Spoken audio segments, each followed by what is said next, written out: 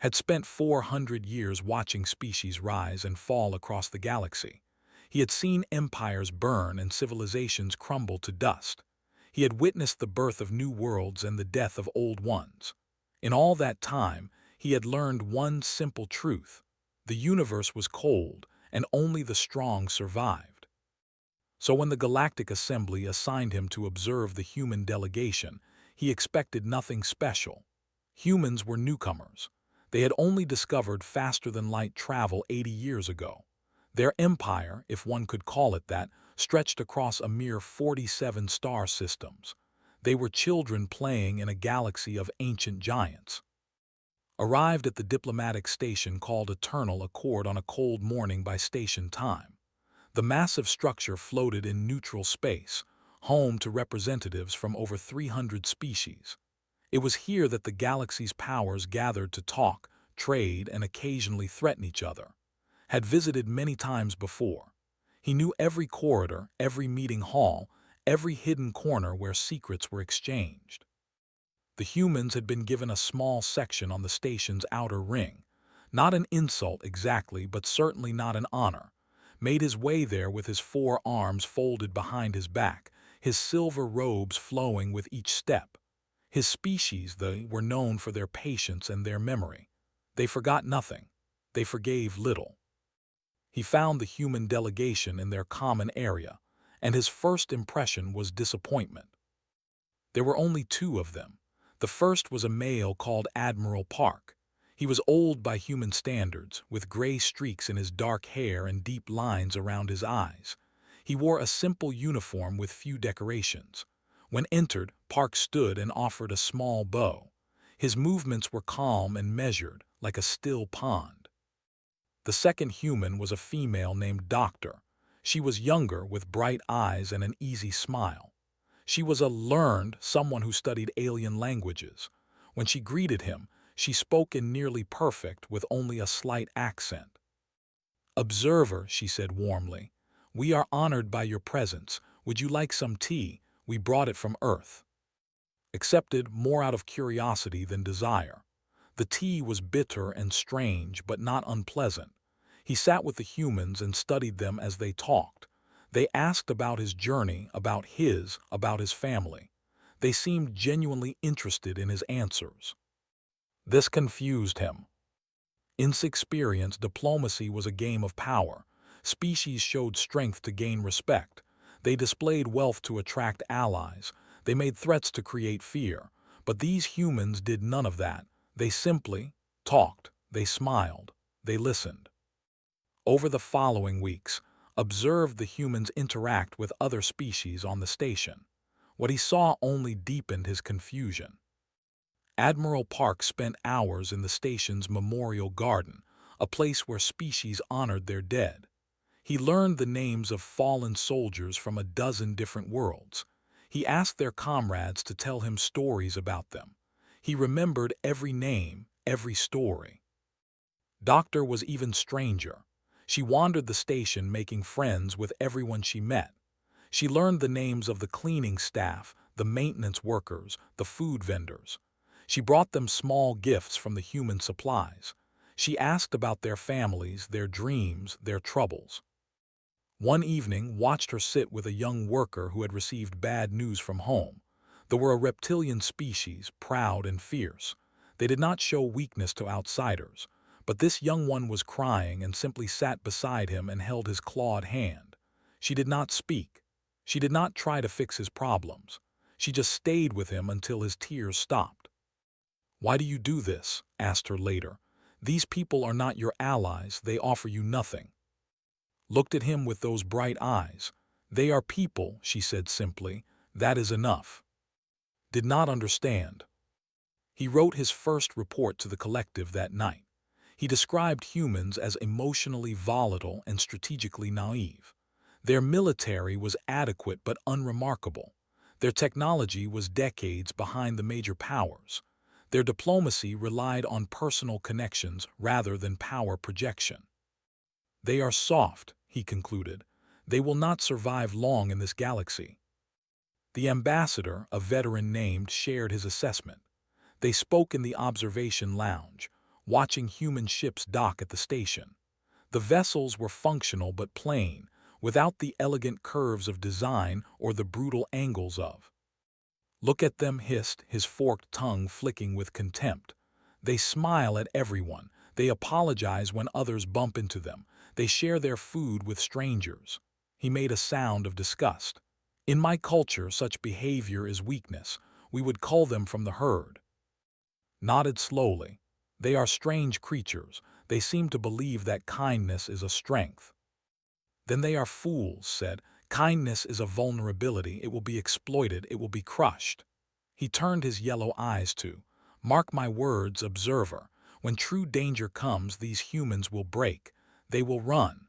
They will abandon each other like all soft species do." Remembered those words later, when the darkness came. He remembered them when the Hollow arrived. And he learned in Blood and Fire just how wrong they both had been. But that night, watching the human ships float peacefully in the void, felt only certainty. He had seen 1,000 species come and go. He knew which ones would last and which would fade. Humans, with their smiles and their tea and their foolish kindness, were marked for extinction. The galaxy would swallow them whole. The warning came at midnight, station time. Was in his quarters when the emergency signal screamed through every speaker on eternal accord. Red lights flooded the corridors. The calm voice of the station's computer repeated a single word that made his blood turn to ice. "Halu, halu, halu." He ran to the command center, his 4 arms pushing through crowds of panicked diplomats. When he arrived, the massive showed something that would haunt his dreams forever. Stars were disappearing.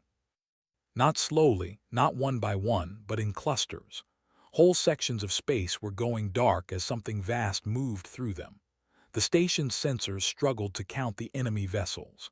The number climbed higher and higher until the computer simply displayed a symbol that meant beyond calculation. The Hollow had arrived. Felt his legs weaken. He grabbed a console to steady himself. The Hollow were not just an enemy. They were a force of nature. They were the end of everything. His own species knew them well.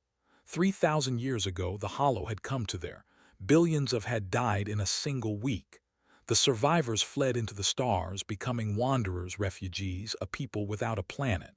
Had grown up on stories of that horror. Every child learned the same lesson. When the Hollow come, you run. The Galactic Assembly's senior members gathered in the command center. Representatives from a dozen major powers argued and shouted over each other. Fear filled the room like smoke. "Where are they heading?" someone demanded. The tactical officer, a small creature, checked his screens with trembling limbs. "Lighthouse 7, he said. "The border station. They will arrive in 18 hours. The room fell silent. Lighthouse 7 was not a military base. It was a civilian station, a trading hub where 12 million people lived and worked. Families, children, merchants and artists and teachers. 12 million souls who had no idea that death was coming for them. The assembly coordinator, an ancient being with too many eyes, spoke the words everyone was thinking. "Begin evacuation protocols. All military vessels will escort transport ships. We have 12 hours before the window closes." 12 hours, someone shouted. "That is not enough time." "It is the time we have," the coordinator replied coldly. "Those who can be saved will be saved, the rest." He did not finish the sentence. He did not need to. Understood the mathematics. 12 million people, 12 hours. Limited transport capacity. Perhaps half would escape, perhaps fewer. The others would be consumed by the Hollow, their bodies broken down and absorbed into the swarm. Not killed exactly, something worse than killed. The major powers began moving immediately. Warships powered up their engines. Transport vessels calculated jump coordinates. Everyone who could leave was leaving. No one talked about fighting. Fighting the Hollow was suicide. Everyone knew this. Everyone except the humans. Noticed them standing apart from the chaos. Admiral Park and Doctor watched in silence. Their faces were pale, their eyes wide, but they were not running for their ships. They were not calculating escape routes. They were just standing there, staring at the darkness eating the stars. Park turned to his companion and said something could not hear, nodded once, her jaw tight. Then the Admiral walked to a communication console and opened a channel. "This is Admiral Park to Earth High Command," he said. His voice was steady, almost calm. "Priority 1 transmission. We have a hollow incursion. 12 million civilians at risk, requesting immediate response." The assembly coordinator looked at him with several of his many eyes. "Admiral, your fleet is small. Your ships are slow. You cannot fight the hollow. No one can." Park did not look at him. He kept his eyes on the spreading darkness. "How many evacuation ships do you have?" "Not enough," the coordinator admitted. "Perhaps 6 million can be saved, perhaps less." "And the other 6 million?" Silence. Park nodded slowly, as if he had expected this answer. His hand rested on the communication console, saw his fingers trembling slightly, the only sign of the fear he must have felt. "Then we will buy you more time," the Admiral said. The coordinator made a sound that might have been laughter. "With what? Your handful of ships, the hollow number in the trillions. You will be dust in minutes." "Perhaps," Park agreed, "but minutes matter. Every minute is another transport loaded. Every minute is more children on evacuation ships. Every minute is lives saved." He paused. "We will give you as many minutes as we can." Stepped forward. Her voice was quiet but clear. "The station has reserve pilots, yes, volunteers who can fly combat missions."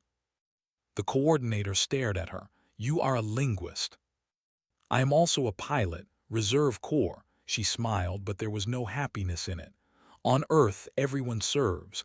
Everyone learns to fight, not because we want to, but because sometimes." She looked at the dying stars. "Sometimes there is no choice." Watched them with growing confusion. This made no sense. The mathematics were clear. Fighting the hollow meant death. Certain, absolute death. Any rational species would flee, would save themselves, would accept the losses and survive. But these humans were not running. They were preparing to die. "Why?" asked, stepping toward them. "Why would you do this? You owe nothing to Lighthouse 7. Those are not your people. That is not your station." Admiral Park finally looked at him. His eyes were sad but steady. 12 million people, he said simply. "That is why." And realized, with a chill that went deeper than fear, that he had made a terrible mistake in his assessment of humanity. They were not soft at all. The first human reinforcements arrived 3 hours after Admiral Park sent his message to Earth. Stood on the observation deck and watched them emerge from faster-than-light jumps, their hulls flashing with residual energy as they tore through the fabric of space. 1 ship, then 5, then 20, then more than he could count. They were not warships, not all of them. Saw military cruisers and destroyers, yes, but also cargo vessels with weapons welded to their frames. Mining ships with drilling lasers converted into crude cannons. Passenger liners with their luxury cabins stripped out and replaced with missile tubes. Even small personal craft, barely larger than escape pods, crewed by single pilots. The names on their hulls made no sense to. He learned later that these were cities on Earth, places where humans lived and loved and raised their children. They named their ships after home, so they would remember what they were fighting for. By the 6th hour, over 400 human vessels had assembled. More were still coming. Found Admiral Park in the command center, coordinating the fleet's formation. The Admiral had not slept. Dark circles ringed his eyes and his uniform was wrinkled, but his voice remained steady as he issued orders. Destroyer Group 7, take position at coordinates 37 Mark 9. Cruiser Wing 4, hold at the midline. Civilian volunteers form the rear guard. Your job is search and rescue. Pull our pilots out of the void when their ships go down. When their ships go down, not if, when. Everyone in that room knew this was a suicide mission. The Hollow outnumbered them 1,000,000 to 1. Human technology was inferior to the swarm's ancient weapons. There would be no victory today, only sacrifice. And yet the humans kept coming. Doctor walked into the command center wearing a flight suit. The bright-eyed linguist had met weeks ago was gone. In her place stood a soldier, her face hard, her movements precise. She carried a helmet under her arm. Fighter Wing 12 is ready, she reported to Park. 42 pilots, mostly reserves, teachers, engineers, a few scientists. She paused. One linguist. Park looked at her for a long moment. Something passed between them, a silent conversation that could not understand. Your daughter, the Admiral said quietly. She is on Lighthouse 7, replied. She works at the school there, third-grade teacher. Her voice cracked slightly. I promised her I would always protect her. I am keeping that promise. Park reached out and gripped her shoulder. We will get her out. I know, smiled, and this time it reached her eyes. That is why I am here. She turned and walked out, heading for the hangar bay where her fighter waited. Followed her. He caught up with her in the corridor, his four arms gesturing in confusion. I do not understand, he said. This is madness. You are going to die. All of you are going to die. For what? For strangers, for people you have never met. Stopped walking. She turned to face him, and her expression was patient, almost gentle. Let me ask you something, observer. When the Hollow took you 3,000 years ago, did anyone come to help? The question struck like a physical blow. He remembered the stories his grandmother had told him, the desperate calls for aid that went unanswered, the other species who calculated their odds and decided they were not worth saving, the loneliness of watching your world burn while the galaxy looked away. No, he admitted, no one came. Nodded, my people have a saying, be the help you wish you had received. We cannot change what happened to your world. We cannot undo 3,000 years of pain, but we can choose, right now, to be different. She reached out and touched his arm with surprising gentleness. We can choose to show up. Even if it kills you. Especially if it kills us. She smiled sadly. Dying is easy, observer. Everyone dies eventually, but dying for something that matters. Dying so that children can grow up and fall in love and have children of their own. She shook her head. That is not tragedy, that is purpose. She turned and continued toward the hangar. Watched her go, his mind struggling to process what he had heard. He returned to the observation deck and stared at the growing human fleet. Ships continued to arrive, jumping in from across human space. He saw vessels from Earth, from Mars, from colonies whose names he did not know. Some of them had traveled for hours at maximum speed, burning their engines beyond safe limits, just to reach the battle in time. A message was broadcasting across all human channels. Had it translated? They are not numbers, they are people, and we do not leave our people behind. The words repeated over and over, spoken by different voices. Old voices and young voices, male and female, calm voices and terrified voices, but all of them saying the same thing, like a prayer, like a promise. We do not leave our people behind. Looked at the darkness spreading across the stars. He looked at the tiny human fleet preparing to throw itself into that darkness. He thought about the calculations he had made, the reports he had written, the conclusions he had drawn about this soft, foolish species. He had been so certain they would break. Now, watching them prepare to die for strangers, he was certain of nothing. The countdown timer on the showed 6 hours until the Hollow arrived. The humans did not waver. They did not run. The Hollow arrived like a wave of death. Watch from the command center as the swarm poured out of deep space. The filled with enemy vessels, so many that individual shapes blurred into a single mass of horror. They were nightmares, grown rather than built, their hulls pulsing with sick organic light. Their communication signal drowned out all other frequencies. Consume, integrate, expand. The same words, repeated endlessly, the only language the Hollow knew. Behind them, the evacuation was still. Transport ships loaded with civilians raced away from Lighthouse 7, their engines burning hot. But they were too slow, too few. The mathematics had not changed. Millions would escape. Millions more would not. Unless someone bought them time. Admiral Park stood at the center of the command deck, his hands clasped behind his back. Around him, human officers worked their consoles with grim focus. No one spoke unnecessary words. No one showed fear, though knew they must have felt it. The admiral opened a channel to his fleet. "All ships," he said, and his voice was calm, almost gentle. "You know why we are here, you know what we face. I will not lie to you. Many of us will not see tomorrow, but today, right now, we have the chance to do something that matters. We have the chance to save lives." He paused. "The evacuation needs 4 more hours. We will give them 4 hours, whatever it costs, whatever it takes." He took a breath. All ships advance for Earth, for humanity, for every soul on Lighthouse 7. The human fleet charged. Had witnessed battles before. He had seen species clash over territory and resources. He had watched fleets maneuver and strike and retreat in careful, calculated patterns. War, in his experience, was mathematics, position and timing and acceptable losses. This was not mathematics. This was madness. The human ships did not form defensive lines. They did not hold back reserves. They flew straight into the heart of the hollow swarm, weapons firing, engines screaming. The first wave hit the enemy like a fist, and the void lit up with explosions. Watched a cruiser called Ram directly into a hollow capital ship.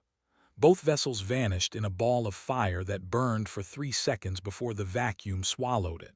The crew of the 300 humans died instantly.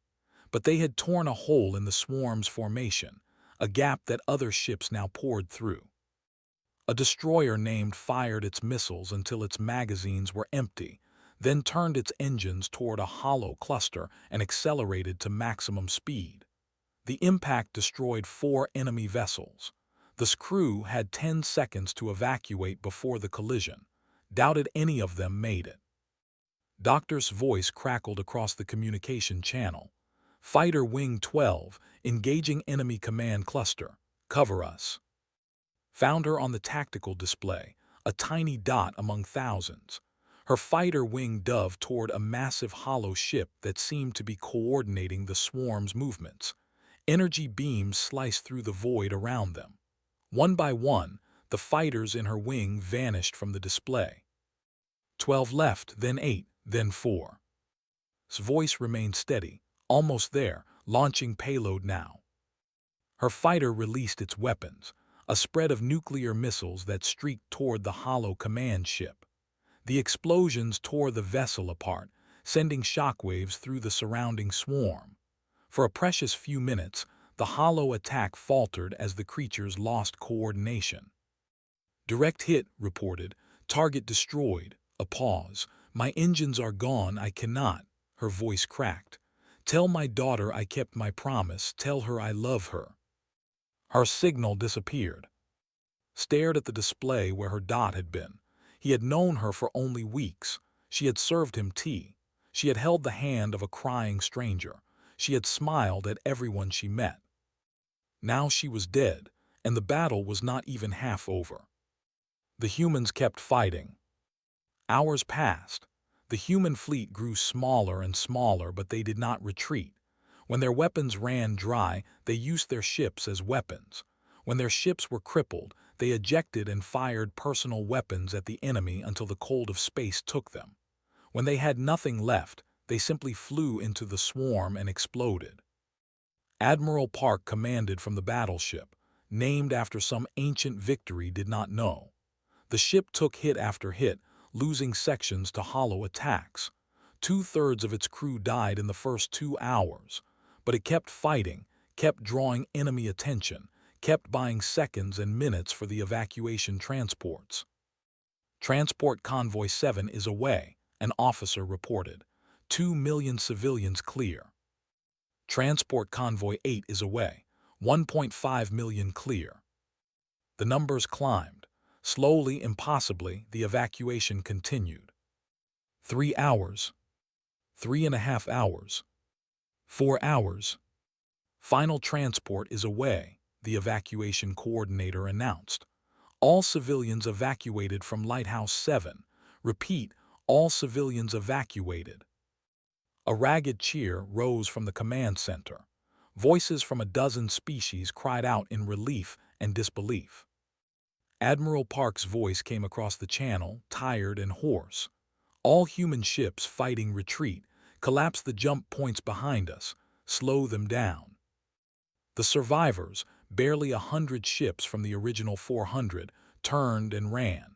Behind them, they detonated the faster-than-light beacons that allowed quick travel through this region of space. The Hollow would follow, but slowly. It would take them months to reach the next inhabited systems. Months that would not have existed without human sacrifice. Sank into a chair, his 4 arms hanging limp. He watched the retreating human ships on the display, their numbers so small, their formation so ragged. 38,000 humans had died today. But 12 million people were alive because of them. The medical bay was quiet. Walked through rows of beds filled with wounded humans. Some slept under the influence of painkillers. Others stared at the ceiling with empty eyes, their minds somewhere far away. The smell of medicine and burned flesh hung in the air. He found Admiral Park at the far end of the bay, sitting beside a stasis pod. The Admiral looked older than he had 2 days ago. His uniform was torn and stained with blood that might have been his own. A bandage covered his left eye. His hands trembled slightly as they rested on his knees. Inside the stasis pod lay Dr. Stopped a few feet away. He had heard the story. A rescue team had found her fighter drifting in the void, engines destroyed, life support failing. She had been alive barely when they pulled her from the wreckage. The doctors said her chances were small. The damage was too severe. But they were trying. They were always trying. "Observer," Park said without looking up. His voice was rough, broken. "I wondered when you would come." Moved closer and sat in a chair across from the Admiral. For a long moment, neither of them spoke. The only sound was the soft hum of medical equipment keeping alive. "I do not understand," finally said. The words felt small and foolish, but they were the only words he had. "Your fleet was destroyed. 38,000 of your people died. The Hollow will return. They always return." He spread his 4 arms in a gesture of helplessness. "You gain nothing but time." Park lifted his head. His remaining eye was red from exhaustion and grief, but something steady burned behind it. 12 million people are alive tonight, he said. 12 million people who were supposed to die, mothers and fathers, sons and daughters, children who will grow up and fall in love and have children of their own. He paused. How is that nothing? But the cost. We know the cost. The Admiral's voice was firm despite its weariness. We have always known the cost. Every one of those 38,000 names will be remembered. We will carve them into stone on 100 worlds. We will tell their stories to our children and our children's children. We will mourn them forever. He shook his head. But we will not regret them. Struggled to find words. His species valued logic, calculation, the cold mathematics of survival. What the humans had done made no sense by those measures. They had traded thousands of their own for millions of strangers. They had thrown themselves into certain death for people they had never met. Why, he asked, why would you do this? Those were not your people. Lighthouse 7 was not your station. You owed them nothing. Park was quiet for a long moment. He reached out and touched the glass of stasis pod with gentle fingers. When I was a boy, he said, my grandmother told me a story. She said that humans are not special because we are strong. We are not special because we are smart. We are special because we choose. He looked at. Every day we choose who we want to be. Every moment we decide what kind of people we will become. And when the moment comes when someone needs help, we do not calculate. We do not weigh costs and benefits. We simply act. He stood slowly, his injured leg trembling with the effort. The universe is vast and cold and full of darkness. We cannot change that, but we can choose to be a light. We can choose to stand between the darkness and those who cannot defend themselves. We can choose to die so that others might live. He smiled, and it was the saddest smile had ever seen. That is what it means to be human. Returned to his quarters that night. He sat at his desk and began writing his final report to the collective. He wrote about human psychology, their pack-bonding instincts, their strange willingness to sacrifice themselves for the group. He documented their military tactics and their technological limitations. But at the end, he added something he had never added in 400 years of diplomatic observation. A personal note. I have studied humanity for 3 years. I believed I understood them. I was wrong. They are not soft. They are not weak. They are not the fragile creatures I described in my earlier reports. They are something far more dangerous than any species I have encountered. They are beings who will burn themselves to keep strangers warm. The Hollow have consumed 10,000 civilizations across the ages. They have never been stopped, never been defeated, never even been slowed. Until now. Until they met a species that does not calculate the odds. A species that does not weigh the value of lives. A species that simply looks at those in danger and says, without hesitation, without doubt, we will help. I finally understand why the elder races speak of humans in whispers. The stars do not tremble because humanity is strong. They tremble because humanity is kind. And kindness, when it picks up a weapon, is the most terrifying force in the universe. Finished his report and sent it to the collective. Then he sat in the darkness of his quarters and thought about a young linguist who had held the hand of a crying stranger. He thought about an old admiral who had led his people into certain death without hesitation. He thought about 38,000 names that would be carved into stone. Somewhere in the medical bay, Doctor fought for her life. Somewhere across the galaxy, her daughter waited for news. And somewhere in the darkness between stars, the Hollow continued their endless march, not knowing that they had finally met something they could not consume. They had met humanity, and humanity had chosen to fight. Closed his eyes and, for the first time in 400 years, he felt something strange and unfamiliar bloom in his ancient heart. Hoping. He did not know what to feel. He did not know what to think. He only knew that everything he believed about the universe had changed. They simply waited, shoulder to shoulder, ready to charge into the void. They were something far more dangerous. He was so very, very sure of it.